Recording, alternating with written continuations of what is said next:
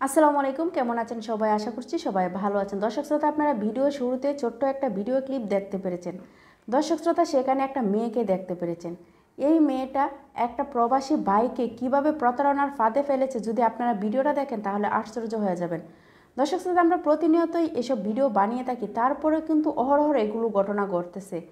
দর্শক শ্রোতা, আজকের যে স্ক্রিনে মেয়েটাকে দেখতে পারতেছেন, এই মেয়েটা যে কোনো সোশ্যাল মিডিয়ার মাধ্যমে এক প্রবাসী ভাইয়ের সাথে পরিচিত হয়। তো পরিচিত হওয়ার পরে তাদের সাথে কিছুদিন প্রথমে কথা বলে একজনের সাথে আরেকজন। তো কথা বলার মাধ্যমে তাদের সম্পর্কটা আরও ঘনিষ্ঠ হয়ে যায়। এক পর্যায়ে প্রবাসী ভাই বলে এই মহিলাটাকে বিয়ে করবে। তো মেয়েটাও রাজি হয়। তো তারা ভিডিও ফোনের মাধ্যমে একজনকে আরেকজন বিয়ে করে।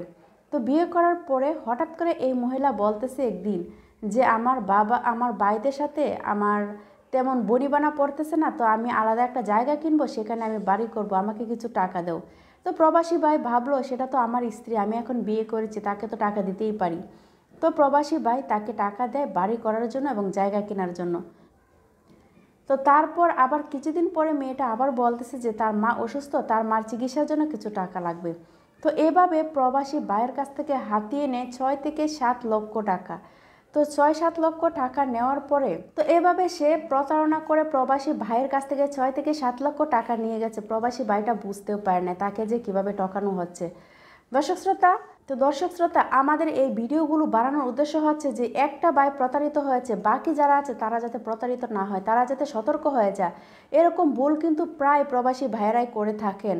আপনারা ইমোতে প্রেম করেন, সম্পর্ক করেন, তারপর বিয়েও করেন, এবং কি বিয়ে না করেও অনেকেও অনেক টাকা ক্ষতিগ্রস্ত করে এসব মেয়েদের পাল্লায় পড়ে। তার জন্য আমাদের এই ভিডিওগুলো বানানো।